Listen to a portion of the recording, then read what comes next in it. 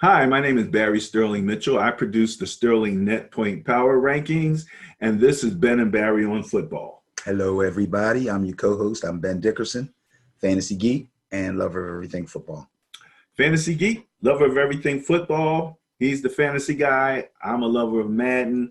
We disagree on that, but we're here to talk about last week, week 13, Week 13. in the NFL. Did you enjoy that last week, Ben? No, I didn't. I won 9 and lost 7. I did not enjoy it.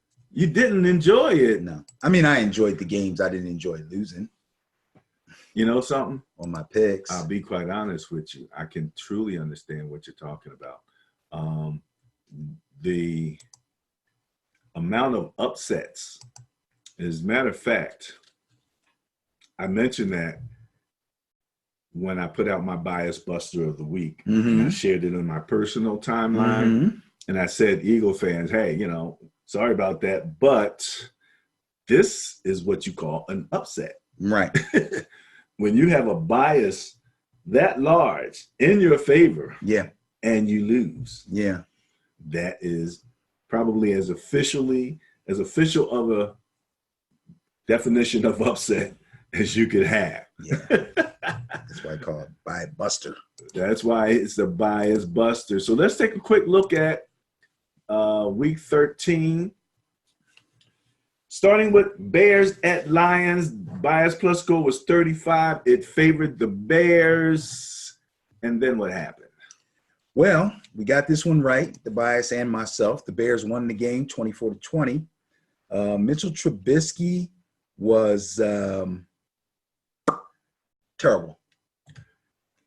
I shouldn't say terrible because he threw 3 touchdowns. He also threw for 338 yards, but he was kind of erratic.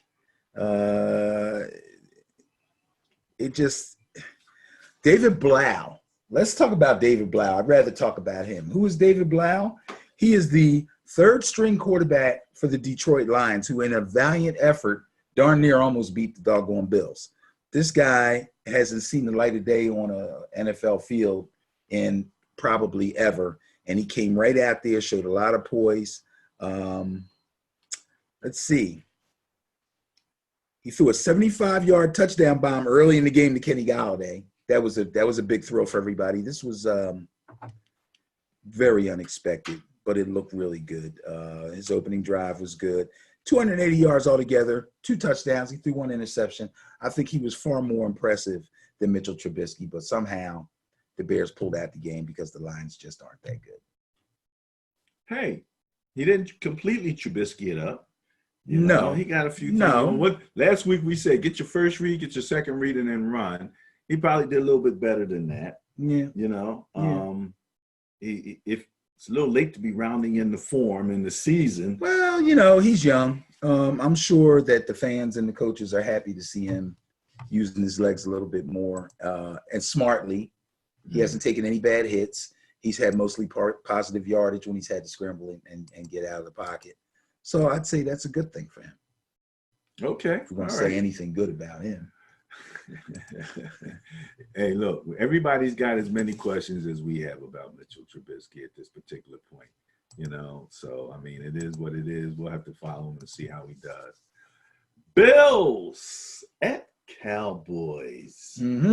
Bias plus score 25, favorite the Cowboys. And guess what? It wasn't a big bias. No, it wasn't.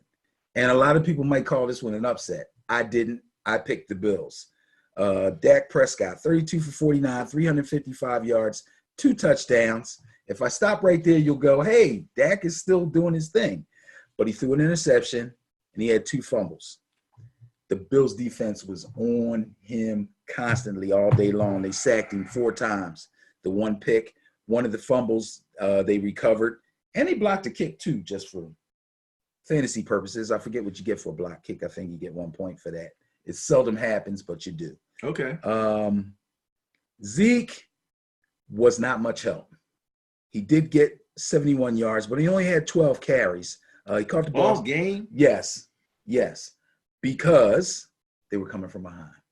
And I tell you, I keep telling you, some of these teams that we're impressed with early on, well, I don't always say, but I've said about several of them, let's see how they do when they fall behind.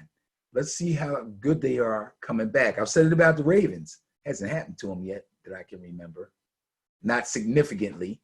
So, and I'm not saying they won't be able to come back either, please, before the Ravens people start going crazy.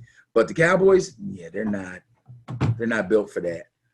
But let me ask this question. Sure. I'm trying to remember the game, and situationally,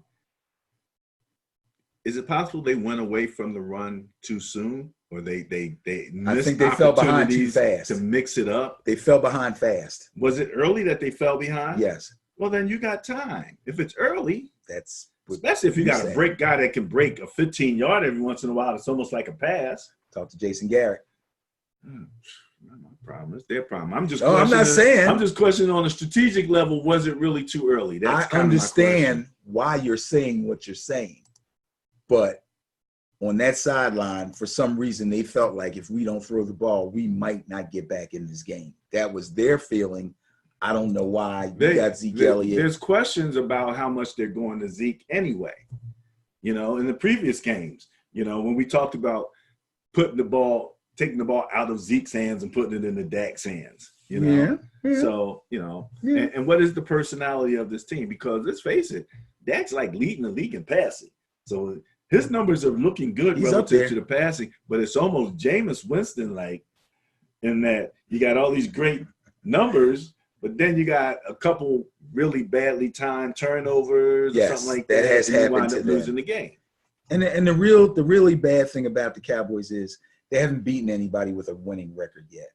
That really says a lot. You know, early in the season, people said it and they're like, oh, well, let's wait and see. They're going to be all right.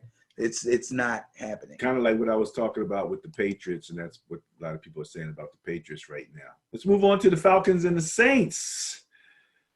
Bias plus score of 113 favored the Saints. Well. I'm not going to say a whole bunch about the Saints. I am going to say something about Matt Ryan, though, and this is a fantasy note. If you've been using Matt Ryan a lot, you can stop. You can bench him. You can cut him because he's about to fall off a cliff. Now, he did throw for 312 yards. He did throw for 2 touchdowns, but he also threw 2 interceptions. He lost a fumble. Those numbers actually look way better than the way he actually played. Most of the yardage was garbage time in the fourth quarter, trying to come from behind.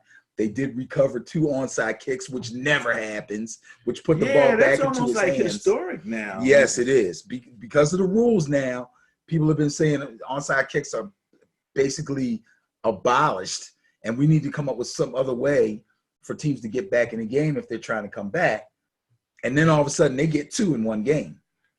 The kickers are getting kind of creative in terms they have to, yes. You know, getting the ball to certain points on the field. They had the one, I don't know if it was that game where the guy. It was probably that game. Yeah, it was probably that game. Yeah, something really happened. And the Patriots really just missed one. The guy had one hand on it and it tipped off his hand and went out of bounds. That's what I think. That's the one I'm thinking. But it was the kick itself was executed beautifully. The first guy who touched it got to his place, but the 2 guys that were outside of him got blocked. If one of them doesn't get blocked, he tips it to his own man. He runs up the sideline. Guess what? Maybe they win that game. So instead of trying to recover the ball, the receiving team opted to block the guys trying to recover the ball. Right. And it worked out in their favor. Also, Matt Ryan got sacked 9 times. I was about to say 16. He got sacked 9 times. It might have well been 16. Come on, man. You let your quarterback get sacked 9 times, the end of the season, you got a losing record. I'm pulling him. Passing leader, Matt Ryan, 312 yards. You can be a leader like a champ in some of these individual stats. Yeah, but doesn't tell the story of the game. It's just one stat. Yeah. All right. Well, let's talk about my beloved 49ers, who went down into some rain. Every time they come east, you get some rainy slop going on here, man. What's up with that? It's football, man. Yeah, East Coast football, man, much less, you know. So? I'm just saying. What do people call football weather? 75 and shiny? Sunny? No. For me. No. For That's me. not football weather. You go outside the way it is here in Philly right now, you go, oh, this football weather. I smell football weather in September, but nasty weather doesn't have to be necessarily football weather. It just needs to have that little autumn crisp. In any event, bias plus score 17 favored the Ravens over my beloved 49ers. All right, let's talk about this game for a minute. I'll let you go first. I took the Niners. I know you did. Yes, you did. For some strange reason, this is the second time I did this in 2 weeks. I took the West Coast team come out and play when I know better. But I really felt like the Niners would be able to move the ball on the ground enough to kind of control the flow of the game. Almost did. And it sort of kind of worked out. The problem is that Lamar Jackson just can't be stopped when he begins to run. Very mediocre, almost subpar day through the air. 14 for 23, 105 yards. That's nothing. He did throw for 1 touchdown, however. So again, his passing is still efficient. But he carried the ball 16 times for 105 yards and a touchdown. Starting fantasy running back numbers. That's what you want your starting fantasy running back to do, those kind of things. And that's what he did. He actually only completed 3 passes to wide receivers in that game. He checked down to his backs and he threw to his tight ends the entire game, all short stuff. Smart, efficient. Jimmy did his thing. He tried, but he could only put it up for 165. He did throw 1 touchdown and basically did nothing special in that game. Tevin Coleman, fantasy note, don't trash him yet, but he did have a bad day. Raheem Mostert came in. He kind of disappeared. They got a funny thing going over there with their backs, too. We're going to have to find out if Deuce Staley is the running back coach over there, too. Because their thing is kind of weird, too. They still consider Coleman 1, Breida 2. So Breida was out. So Mostert moved up to 2. And then Wilson is 4, who moved up to 3. And they keep them in that order, and they will not change it. All right. Ready? I'm done. Go ahead. First off, it made me think about the term quality loss, especially when you compare it to. We're not going to talk about moral victory, are we? No, I didn't say moral victory. Okay. I said quality loss. All In right. other words, all right. The loss that the Eagles had to the Dolphins, I would not call a quality loss. Not at all. A loss to the Ravens in Baltimore, on the East Coast, bad weather, by only 3 points. That's quality loss. There are people I'll give you that in the ratings world now that are looking at that and going, I might have to move the Niners up a little bit. First off, we're back to the missed kicks.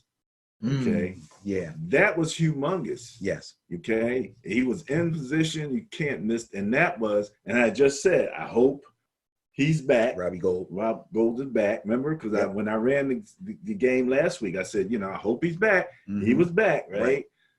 Missed the kick, right? I mean, that 3 points that's a tying point relative to that. Yeah. That's number one. I listened to the coach talk about prepping for this, okay? Okay. And just as sort of a reminder of how difficult it is when you're dealing with Lamar Jackson, remember Weddle said, I never knew where the ball was. Now, I'm going to add to that our little conversation about me talking about spying him, right, with Bosa, right? He's like, no, okay. But they fell for fakes hard, especially in the first half. I mean, that touchdown, if you look, they were crashed all in, and he skipped to the outside. You have to decide with that type of a quarterback. Are you trying to contain him, or are you trying to sack him? Because you're going to have to make your mind up. You still got to control the run, which I think we could do. But I think we have a sack mentality, and when you're playing against non-mobile quarterbacks, remember I said we seem to have a challenge with mobile quarterback. Okay. Matter of fact, I think the Rams did a better job with the Cardinals than we did. It was really strange. We'll talk about that later. But we really fell for fakes hard. Number two, you know he is a quality ball handler. not saying he's not. Okay. But that doesn't help you. That doesn't help you because once they force you into playing 11 on 11, your discipline has to go up. Right. Okay. And you kind of know what he's going to do. There were times in the second half where we did what we were supposed to do. He was pretty much corralled. And yeah, he might have got the pass off. He had a few Mahomes type passes, sidearm, things of that. So he had to be really spectacular to some degree to here and there. Also, relative to the tight ends, we've run a lot of those same type of 3 tight end schemes. Yes. We have 3 tight ends. Yes. Okay. We kept Kittle in a lot to block. And I thought maybe, you have to have somebody out there to make them play, to make them back up a little bit and play your receiver. Now, one thing, they put their best cornerback on Kittle. Peters. And he was holding the heck out of him. He had his arms all wrapped around. That's all he could do. I would have thrown the ball at Kittle just to get the pass interference. Yeah. He didn't get any calls in that game, did he? I think Deebo Samuel's got one. Yeah, I mean, it was crazy. I'm like, just throw the ball at him, because he's got him wrapped up like it's a Valentine's Day thing. Well, this all happens pretty quick. It was off the line within his 5 yards. I don't think it was all that. But long story short, he's your number 1 receiver. And he should be a challenge to that defense. They should have to be doing some special things other than putting one man and shut him down. They put a corner on him and shut him down.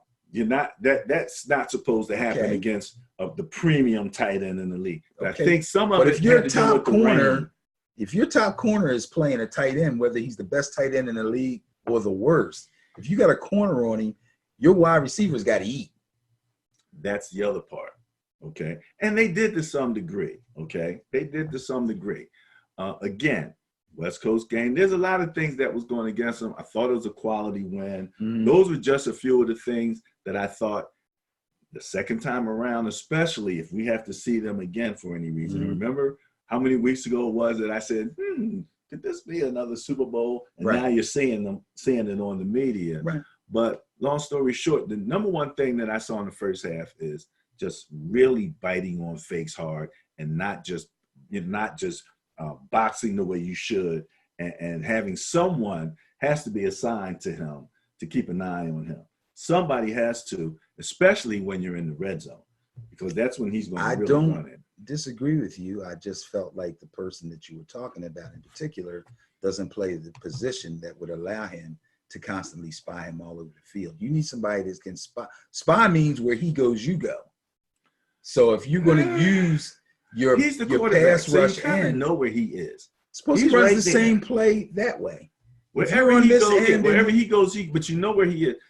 Now, I don't want to get all into it because what I'm talking about might require some changes in the way you run your defense other than what you're thinking about. That's why I said you don't want to do it. But I wouldn't, but I still think it could be done. But long story short, somebody has to.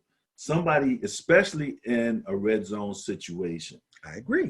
Somebody has to. And I don't think we did a good job of that. But if we play them again, I think that we'll do a better job. Okay.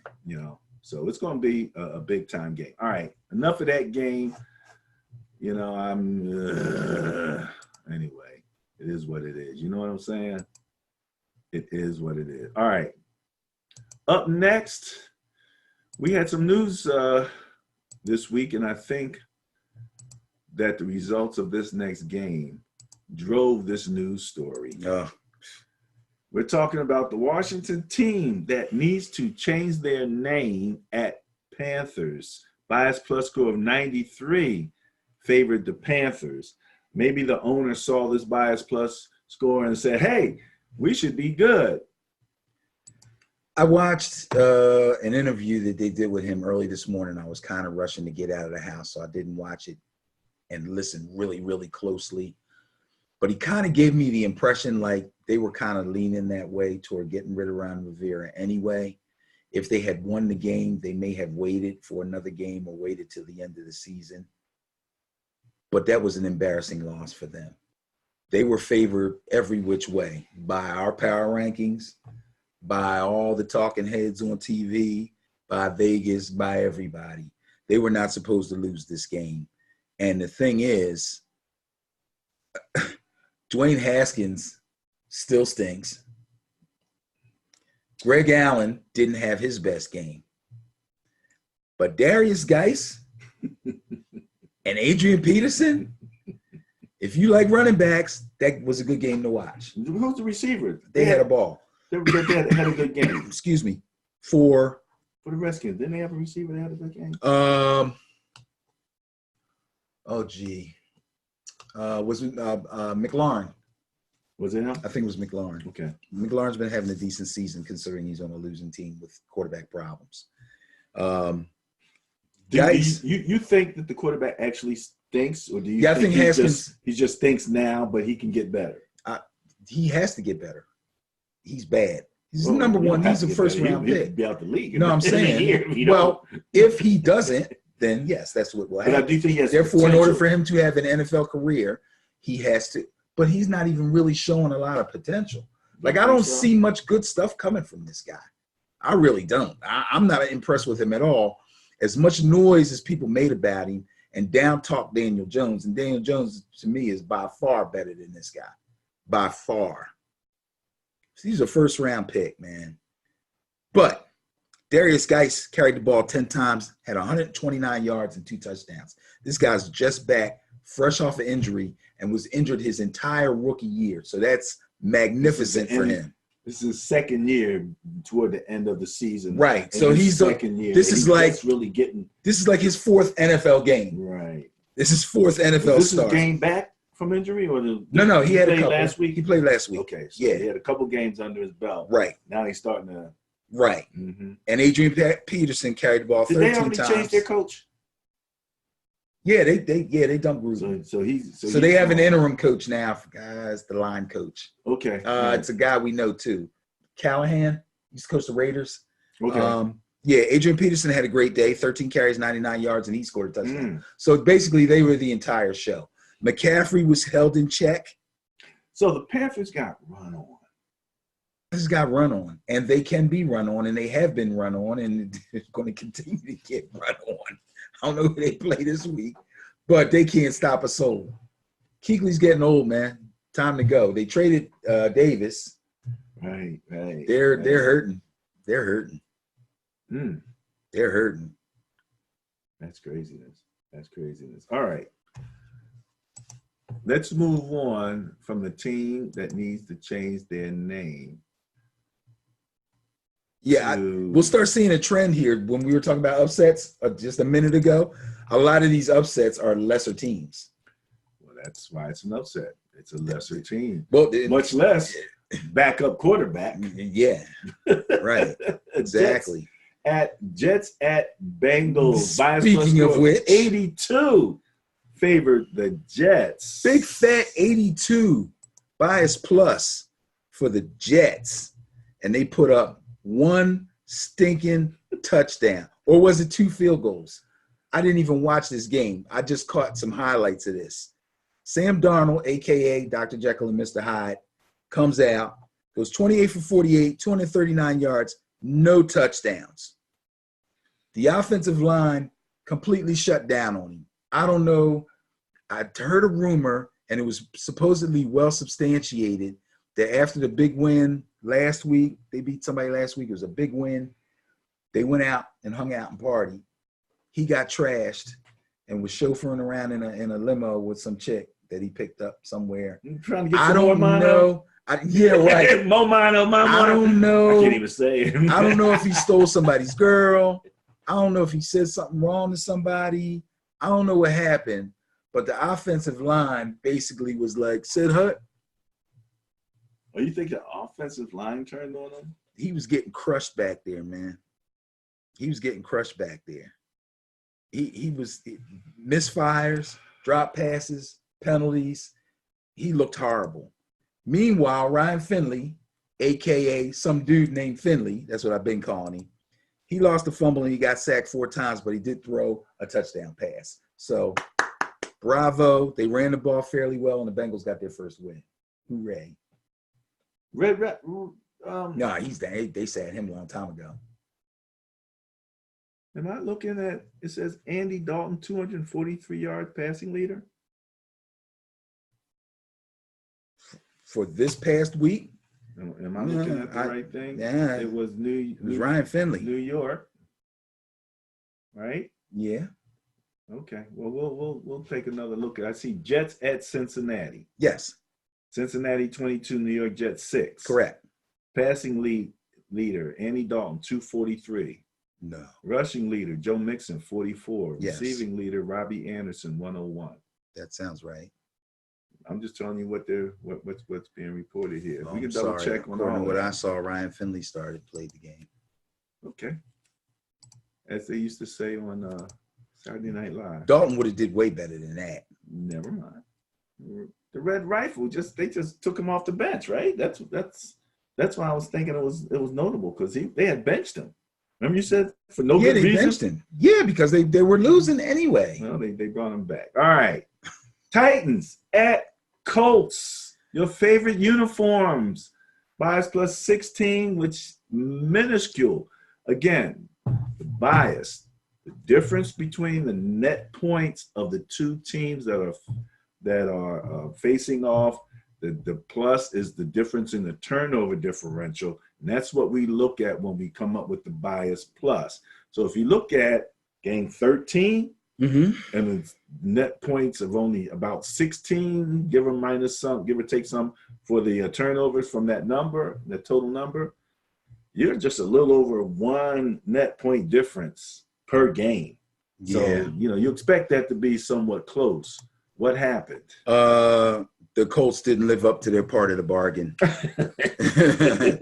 The Colts, who people were saying were basically doomed after Andrew Luck decided to retire, and then said, "Oh, Jacoby Brissett, he can handle things." And then he went down, and they're like, "Oh, gloom and doom again." And then he comes back. Well, since he's been back, in my opinion, he's not as good as he was when the season started. I don't know if the injury is still bothering him or not. But the bottom line is the Colts look pretty bad.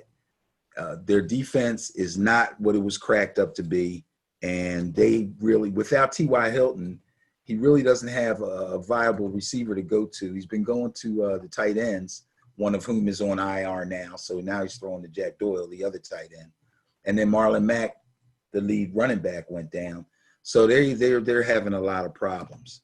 Meanwhile, Ryan Tannehill, who people left for dead when he was in Miami, has won like 6 of his last 7 starts and has brought the Titans back to relevance.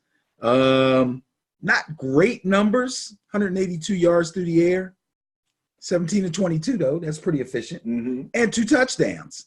He made plays when he needed to. That's what everybody said. And it's not like the Colts weren't coming at him. He got sacked 6 times. But when he needed to make plays, he made plays. And that's a whopping score. Oh, my goodness. How did the score get like that? They must have really controlled the ball, huh? Well, how about Derrick Henry? 26 carries, 149 yards. That's a run game. That's a run game. Yep. Stiff arm is lethal, boy. Stiff arm master. It's lethal. Now, Jacoby Brissett had 319 yards passing. Yep. So was that like the comeback yardage and late in the yardage trying to, just going for it and everything? Yeah. Doesn't it make you wonder sometimes? Garbage time. They didn't do anything for 3.5, 4.5 quarters. Then all of a sudden they go into panic mode and they're like passing all over the place. It's amazing. Like, why couldn't you have done that in the second quarter? And NFL defenses, Canadian defenses, college defenses, high school defenses, little league defenses all do the same thing, even though the coach don't play prevent. Because all you do is prevent yourself from winning. And then they get garbage yards, yeah. Well, there's a way to play. There's a way. Yeah, well, they're playing them and they're playing the clock and they're playing with their lead and they, there's a way. It leaves some things open. You just, you can't let them score fast. That's the number one thing. So you might just need to cushion them a little bit more. You can't let them score fast, especially if they're still within striking range. Who's always in striking range is obviously Jameis Winston, because Jameis put them numbers. They had a bias plus score of 22 favoring them. The Jack, you know something? This phrase came to mind between Nick Foles and a few of the other, what I call statues in the NFL. Okay. Right?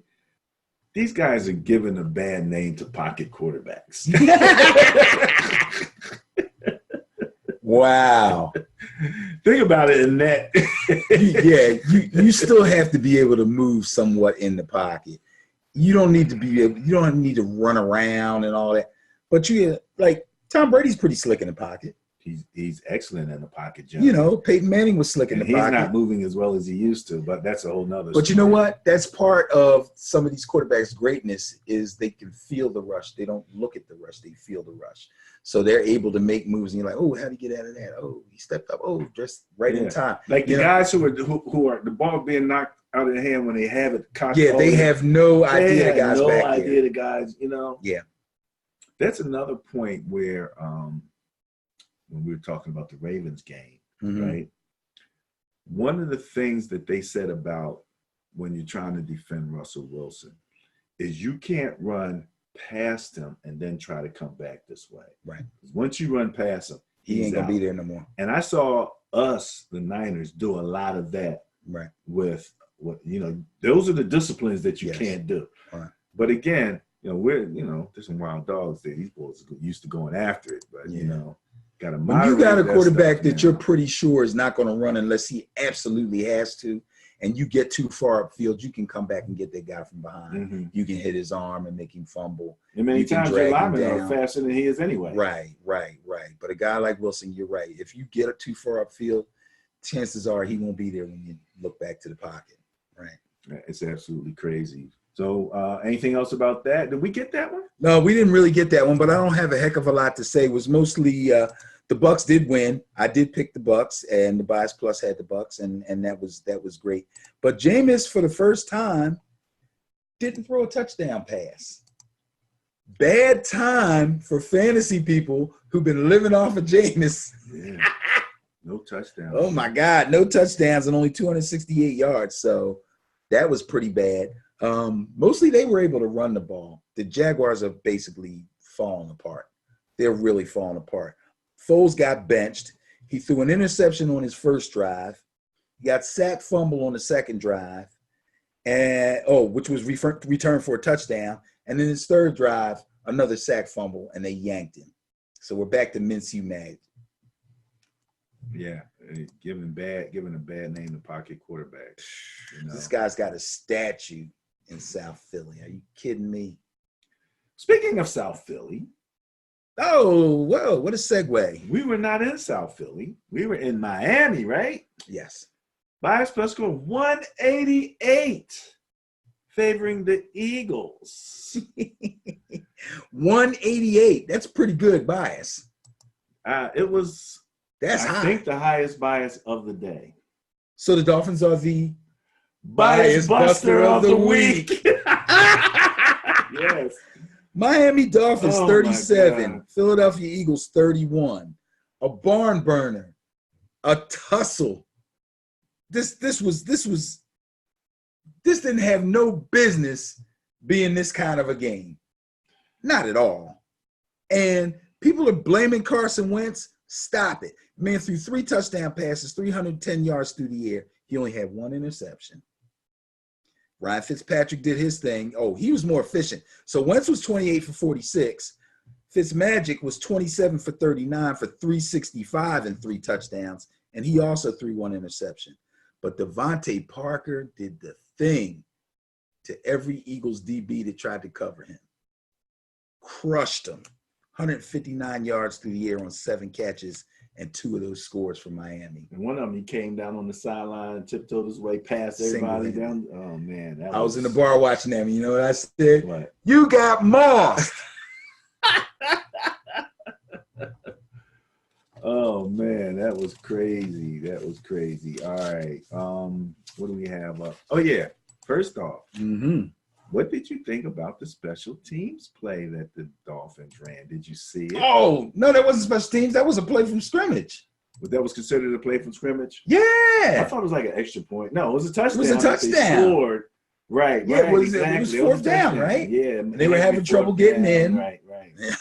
What did you think? And you know something? I thought it was magnificent. I actually had a name for that play. And because somebody called it the swinging gate. And I'm like, that ain't the swinging gate. Well, it's not the swinging gate as we know it and we've seen it in the past. Right. But the whole concept behind the swinging gate was to make them think you were huddling on the sideline. It wasn't set up like that at all. Right. I think they're looking at kickers and stuff in there. They're looking at the other part of the look of the swinging gate where you simply have the center and the quarterback and everybody else is away from them. It could, in terms of that. But so it's like, how many people do you use to rush the quarterback? Like, how many people do you want to like declare to rush the quarterback? And then at that point, you have to try to figure out who's on the field and who are we watching. And the way the play worked was they put the kicker and then the punter play receiver in like this weird trips thing. He was inside. It was like 5 on one side, 5 on one, 4 on the other, and then you had the center and the quarterback and the guy. Well, and he was in shotgun. He was like a kicker type guy. He was the kicker, but there was no holder, so he was basically lined up at quarterback. Right. He was in like a semi shotgun. Right. The receivers all kind of went woo. And the punter kind of went into somebody like he was blocking, and then just he faked. It was like a screen. That's what like I think they were trying to sell. That's what I think they were trying to sell. Because the punter who took the snap, the field goal kicker threw to the punter. Field goal, okay. So he takes the snap, he leans that way like he's going to go that way, but he goes this way, and his blocking went that way too. So that was all very well coordinated, which got him over far enough so that he could pitch it. And like I said, the other guy, he faked a bad block and just like went into the end zone and nobody covered him. So First of all, it's the Dolphins. You're not going to put the punter in to block anybody, and you're not going to put the punter. Come on. And you know what you do? Know what I do in a play like that? I know hindsight's 20/20. I smash him. Smash who? That punter. He ain't no business being out here. He got no business being out here. Some of them guys might not even realize he's part of the trick. They might not. They might not have realized. They might not have. Because if I don't remember if they huddled first and then broke the huddle and ran out like that. But they definitely caught them by surprise. I had a funny thought, and it was because the Dolphins. What was it? Against the Patriots, they ran the kickoff back or whatever. The one trick play. Remember they ran past Gronk and scored? Oh, that was last year, yeah. So every year they have something really weird. And I'm thinking to myself, could it be that they stink because they spending too much time on these trick plays? No, they need to get back to basics. They learn these trick plays because they stink. And they're like, we got to get something. It's not cause and effect. No, it's like if we happen to be in a game, we might have to do this in order to have a chance to win. It worked that. Hey. Oh, that was hilarious. That was too funny, man. I'm telling you. Okay, so the Dolphins, bias buster of the week. Sorry, Eagle fans, but when you have a 188 net point favor, that's the definition of an upset when you lose that game. That game had no business being a shootout. None at all. Well, it should have, they should have did like the Packers. Packers had 126 bias plus score favoring them against the Giants. Right. You handle your business. Right. They went in there, snow and all. I'm like, ooh, I had to look outside. I'm like, they're in New York. It's snowing like a mug. We didn't get as much as they got, but yeah, I have nothing good to say about my team. Daniel Jones injured his ankle. If I'm the Giants, I'm sitting him down for the rest of the season. That's my guy. It's my franchise guy. He's the future. So you don't want to take any chances. Absolutely. Okay. Absolutely. With what he's playing with and the skills that he has shown, his aptitude for the game, his learning of the game plan, although they can't execute as well because they just don't have the pieces. Like I said, I think he's far and away shown more ability to be a successful NFL quarterback than Haskins has. Okay. That's just my personal opinion. Okay. After that, let's just sum it up and say Aaron Rodgers, 21 for 33, 243, 4 touchdowns. I don't think they laid a finger on him. It was embarrassing. I'm done with that.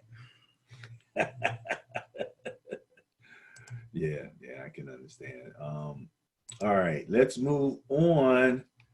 All right, this game had a lot of drama in their previous matchup. Yeah, and a lot of fake drama. And then none of it carried over to this game. You got the whole situation with the coach with wearing the T-shirt. Yeah, they had to come up with something. You know what? They had to come up with something. Who's they? Well, I'm saying the Browns as a whole. In other words, after what happened in the first game, I'm thinking, if I'm the Browns, I'm low key. I'm telling my guys, yeah, that's what everybody was thinking. Let's just go in here and handle our business. We know we can beat them. Yeah. Let's just go in here, handle our business, and get out. We don't want to get in no more fights. We don't want to have anybody else ejected. We don't want to have any ill. Let's just get in and handle our business. And who wears a stupid T-shirt? The freaking head coach. The head coach. That's what I'm saying. The Browns have no direction. People are saying, oh, they got all these personalities and this and that. They have no direction. The head coach, he's a personality too. What? Come on. He said his daughter made the shirt for him or something? Daughters gave him the shirt. And I wore a jacket, he said. You know when you wear it? You wear it in the locker room before the game starts, when the doors are closed and you're giving your pregame speech. And then you immediately take it off. You don't go anywhere near a camera or on the field with that shirt on. You don't wear it in your car and walk from your car into the stadium where somebody can see it. Sweetie, this is how much money I'm making. Let's not talk about it. Let's leave the shirt thing alone. Well, you're right. Now. But I will say this, and this is a twisted humor type thing. Okay. But there was a social media picture of a car in Cleveland. And the car, you know how you have your back windshield wiper? Yes. So on the windshield, they had like no, they didn't. A Steelers helmet. No. A helmet. And at the bottom here, they had it's a picture of his head. The picture of the quarterback. And the wiper kept going boom, boom, boom, boom, boom. That's dirty. I'm like, I should not laugh at that. That's funny. Ridiculous. That's funny. So yeah, that was funny. But that's for the fans to do, you know? That's not for the players should find him for wearing that shirt. You know how they have kangaroo court in the locker room? They should find the coach for wearing that shirt. Find the coach. Oh, by the way, your man Duck. He did throw for a touchdown. He did throw an interception. That's going to live. But the running game, yeah, the running game got it done. And James Conner should be maybe back this week. So that's a good thing for the Steelers. I mentioned earlier that I thought the Rams did a better job with Kyler Murray than we did. Well, they certainly did this time. Bias Plus score 66 favored the Rams. They got it done. But there's some question as to whether Kyler is maybe a little nicked up. You know, not quite. Yeah, not quite himself. And their defense stinks. Yeah, they're bad. Their defense bad. I mean, when I looked at their, even as of week 13, Cardinals are in 31st place in points against. They've given up 351 points. Only the Dolphins have given up more at 377. So you're talking 351 again. For context sake, Patriots are first with 145 given up. So that's 351 compared to 145. That's over 200-point differential right there. So you can see why Kyler would have to be Superman to overcome what's going on and with that defense. And even Cooper Kupp got in on the action. Yeah, Cooper Kupp finally got into the action. Goff redeemed himself, 424 yards, 2 touchdowns. Todd Gurley, who's been playing kind of gingerly lately, even he had 95 yards in a score. Carried the ball 19 times. That's a lot for him. I think it's this time of year. Well, I think now's the time. I think this is the Rams' weird way, and we hear this word in the NBA all the time, load management. They've been keeping his carries down, not putting him in bad situations, trying to get him the ball in the open field a lot with the swing passes more than running him through the tackles. And it seems to be working for him. So that's a good thing for them. Well, you know, it helped a division opponent, so it really helped them, and they're looking like they want to be. I got to give kudos to the Cardinals. Didn't they win 3 games? 2 games? Something like 3 that. games? That's better than the Bengals. Yeah, with a rookie quarterback and a rookie coach. Rookie coach, you know, rookie head coach. No NFL. No, he did have NFL experience. I'm sorry. Sorry about that, bro. That's okay. But still, a brand new system. Mm-hmm. Okay. And then like a new system, like not a copy of any NFL system. No. This is something new. Right. Not quite as I wonder what he'll learn from watching the Ravens system. You know, like you're coming in with this widespread. Maybe you don't need to do all that, huh? Maybe you just need to look at what Harbaugh and the boys is doing and Greg Roman. Yeah, that would. I can't. I can't imagine little Kyler running that option, man. Yeah, but I don't know if he's built, you know, like Lamar. But he's quick like Lamar, that's for sure. He's short, but he's compact. Mm-hmm. You know, and if he's just as elusive and just as fast or close to it. It's just a matter of not taking no good, hard, clean hits. That's all. We'll talk about that a little later. Raiders at Chiefs. Bias plus score 112 favored the Chiefs. Yeah, although the score was 40-9 and the Raiders are kind of back down to earth and crumbling at this point, it wasn't a real special game for Patrick Mahomes. He didn't break 200 yards. He did throw for a touchdown, but the running backs pretty much handled most of the offensive production for them this week, and the Raiders can't stop anybody. So, you know, it's another division win for the Chiefs. All right, there you go. You know, kind of what you said, somebody on TV said something about, there was some question about, you know, Patrick Mahomes. The one thing that I will say about that game or him when I saw them is his passes have a smooth velocity to them. Okay. You know what I mean? And a lot of it has to do probably with the baseball and all that kind of good stuff. But, I mean, when he throws the ball's like this. But it's not like, it's not slow. I mean, it's coming, but it just doesn't look, I don't know. Doesn't look like he threw it too hard. There's just a smoothness to it. I don't know how else to say it. It just seems smooth when he's releasing that ball, that whole mechanic and that ball when it's coming in. It's like special delivery, you know, type thing. I don't know if I've seen him throw a wobbly ball. He's only had, if he's had a few, I might have missed them or don't remember them. Mm-hmm. So smooth, man. That pass is smooth. Since Lamar spoke on it, saying last year he had trouble throwing a spiral, I'm really watching him now when he throws the ball, and he is throwing spirals. He's throwing much better and a much smoother ball, for lack of a better word, than he threw last year. So I kind of understand what you're saying about Mahomes, but he's not racking up the big numbers like he was. That's what people are worried about. Chargers at Broncos. Bias plus score 41. Favorite the Chargers. I don't trust it. I didn't trust the Chargers then. I don't trust the Chargers now. And we got to call this upset.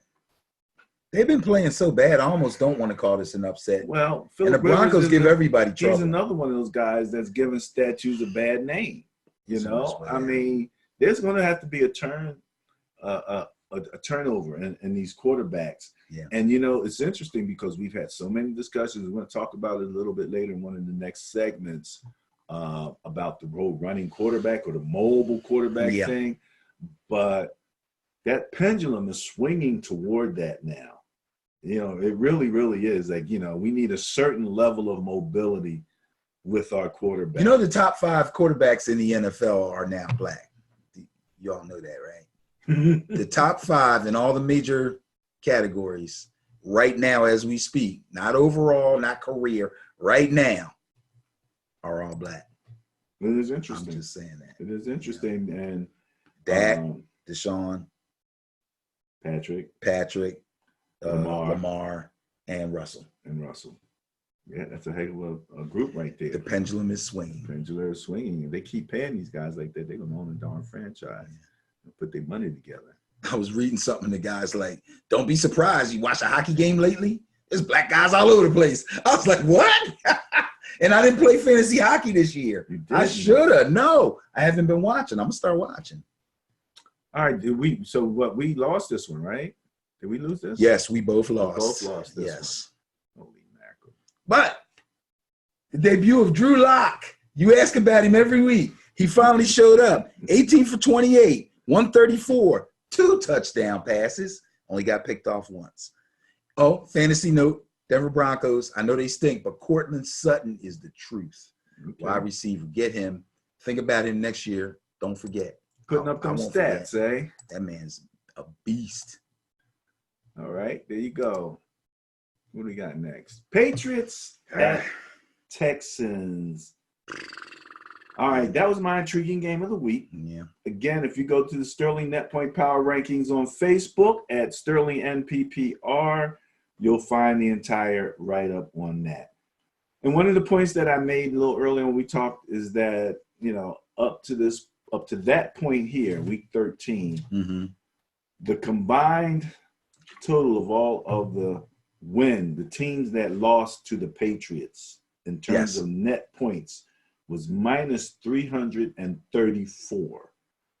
So when you question who they played, in the same way that they questioned that with the Cowboys and a few other teams, you know, facts is facts. You know, these teams, and part of their problem or their negative number is what the Patriots threw on them themselves. Yeah. But we're getting into that time of year now, you know, and the Texans came out a 186 bias plus favored the Patriots. I believe the Dolphins got the bias plus buster of the week by 2 points. Otherwise, it would have been this game. That is correct. Because they were 188 plus 6. Well, yeah. Jeez. What did you think about this game? Well, Brady was Brady. Threw for 2 touchdowns. I'm sorry. He threw for 3 touchdowns, but 2 of them didn't come until the 4th quarter. Talk about garbage time again. Okay. They were down. They were trying to come back. He was dumping the ball off to James White quite a bit. He accumulated 326 yards, so he had a decent fantasy day. But as far as being able to bring them back, I mean, the only way they would have been able to come back is if they had gotten that onside kick at the end. And I think we described how that went. So Deshaun was very efficient, 18 for 25, 234, 4 touchdowns. Oh, and he caught one. Right. Remember the double, triple thingy by? Yeah, was that considered a pass? Yeah, they kept pitch? calling that. They considered it a pass. They kept saying they were going to consider it a pass. I think it went down as a pass, but I swear it looked like a lateral. Yeah, it looked very much. Did it look like a lateral? Right. Okay, well, I'm glad we agree on something. Every once in a while. However, Vikings at Seahawks. Bias plus score 50 favored the Vikings. We didn't get that. I didn't get that. Now, Net Point didn't get that one. Who'd you go with? Yeah, I got that one. You got I took the Seahawks, yes. Okay. Now, I got a lot to tell you about this because there were several main contributors to this game. So let's look at the we'll go team by team. So let's look at the Seahawks first. They were able to win the game. Russell was 21 for 31, 240 yards, threw 2 touchdowns. He only had 1 pick. The pick was crazy. The ball got blocked. He went to smack it down, but instead smacked it forward. the DB picked it off, ran it in. That was crazy. That was crazy. That doesn't happen very much. And it was like they were trying to was it Collinsworth doing a game? It was like he was trying to apologize for him. He's like, that's what they always teach quarterbacks. If your pass gets blocked, you knock it down. But he said it like 8 times. Like, okay, dude, we get it. He said it over and over and over. We know what he was trying to do. But that's what he was trying to do. Exactly. That's what was in his mind. Oh, snap. At least I hope that's what it was. And I got to, if not smack it down, smack it away. But there was a player right there. They made some nice plays, man. That one interception. No, I'm thinking about something else. That was my Niners. That was a great interception. So the tale of the rest of the game for the Seahawks was how they controlled the ball on the ground. That run game, that serious run game. First of all, Chris Carson's still the bell cow, 23 carries. Anytime a running back gets 20 carries and breaks 100 yards, I consider that a good to borderline great day, depending on if he scored 1 or 2 touchdowns. Carried the ball 23 times, 102 with a touchdown. Then they brought in Rashad Penny, who hasn't been getting a lot of time early and who was a very high draft pick for them last year. He carried the ball 15 times for 74 yards, which is really good, and a touchdown. And he caught 4 passes for 33 and another touchdown. That's another great fantasy day. However, Kirk Cousins, 22 for 38, 276, 2 touchdowns. He got picked off once. But their running game faltered because Dalvin Cook, after accumulating 29 yards and 1 touchdown, I think he had scored a touchdown, got injured. I think it's his clavicle. First they were saying it's the chest. So I've had clavicle injuries. Your clavicle runs right here. It's this little skinny thing here from your shoulder right here to the top part of your breastplate or whatever you call that, your rib cage. So that's a real tender area. But as you know, you've had injuries to your sternum and stuff. Unless you actually crack it, it's just super painful. Like you do not want to get bruised in this area. Remember when I was playing with that? Yes, you were a freaking mess. I was wrapped in foam. I went to the foam and taped it around. Yeah, because just touching it hurt you. Right. I was playing with it, but we were like shopping for foam, taping in foam. Like, oh, you gonna play? We're gonna hook you up. You gonna play? I needed one of those vests, one of those bulletproof vests. Kevlar. That's what you need, some Kevlar. Yeah, some Kevlar. Keep that. So anyway, if you didn't know about Alexander Mattison, which I think I just realized is a crazy play on words, because wasn't there an Alexander Madison? Oh, okay, yeah. A president or something in American history? Okay, well, his name is Alexander Mattison. Carried the ball 4 times. He had 22 yards. Caught the ball 5 times. Had 51 yards. Showed a lot of burst. Really good speed. Didn't we talk about him the week before? I mentioned the backup running back for the Vikings. Exactly, and I was going, is his name Madison? Yes. I was did. So you noticed him. Mm-hmm. I noticed him. Some other people noticed him. So he got to showcase himself a little bit. He'll be a guy that people are looking at for fantasy also. And that's that. I got a question. Yes. Situation. Mm-hmm. All right. It was 2.5 minutes left in the game. The Vikings were at or about their only 40-yard line with a 4th down and 3 yards to go and all 3 timeouts. And they went for it and didn't get it. Should they have punted? Wait, this is before the 2-minute warning or after? Before. It was 2.5 minutes. There's 2.5 minutes left to go. There was a 2-minute warning timeout and 3 full timeouts. And they're around their own 30? They were about their own 40. And 3 yards to go for a 1st down. They went for it. If they were around their 30, I would not hesitate and say punt. I would not hesitate.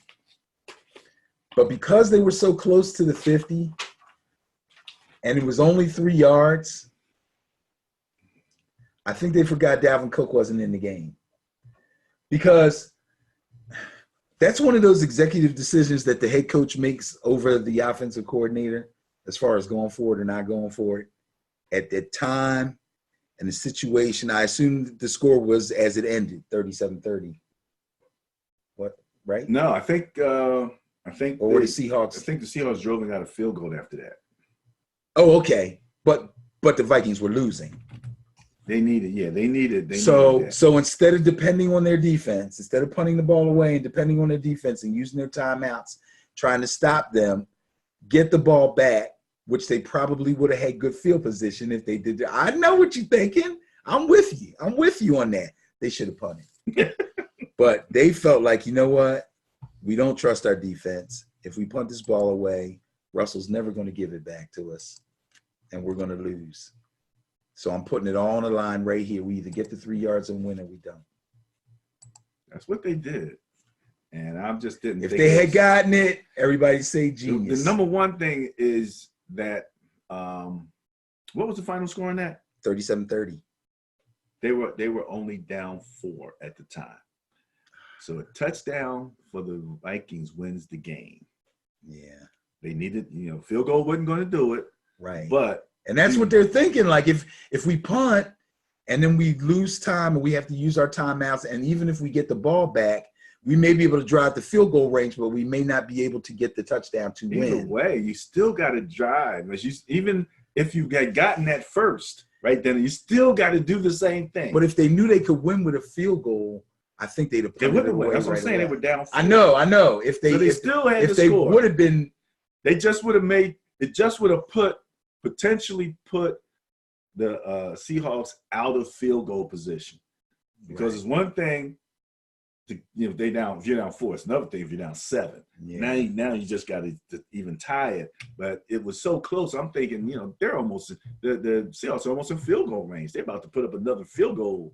Yeah, if you don't get it. Yeah, I mean, you're in the 40. How far they got to go? And that's why I said if they were around their own 30, I wouldn't think about it. But when you get in that 40-yard area, it gets a little tricky with people's thought process. And 4 timeouts. 4. Even if they had gotten a little drive, you still might have been able to squeeze some time out. But okay, it is what it is. That's one of those questions you and I have talked about in the past, where we were like, and I'm trying to answer it the way I normally do. If it was me, I agree, I would have punted. In all that situation with the timeouts and the time and the position of the field, I would have punted.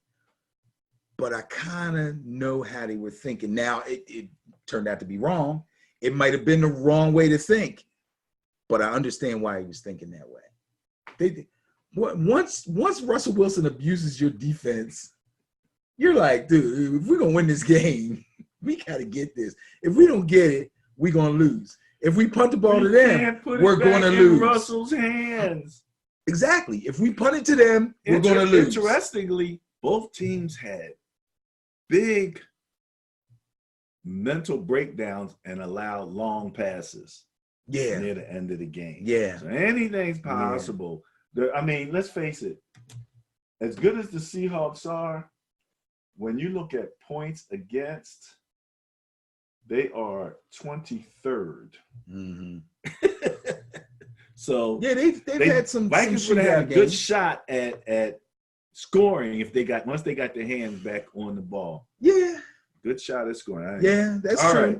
So that was it. That was the Monday night matchup. Minnesota, Seattle. Bias Plus we won that one, didn't we? Yes. Yeah. See. I had the Vikings. Did you pick? Oh, the Bias Plus had the Vikings? No, I picked the Seahawks. Yeah, you went against. Yeah, I had the Seahawks at home, coming off the big win against the Niners.